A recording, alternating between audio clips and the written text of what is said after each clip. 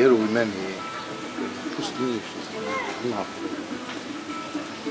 Izgleda da su i otkrili samo kriv ulaz u tu piramidu, a ona nigdje nije bila zabilježena. Ni u kakvim knjigama, ni u kartama, ni u čemu, ni u muzejima da je to neko brdo da postoji, dok nije Semir Osmanagić došao.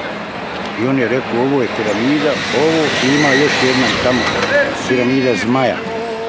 Ready to go, Nadir, we must go. Entry. We say hello to the monster for you. Yeah. There is a monster inside. A dragoon. Cool cats.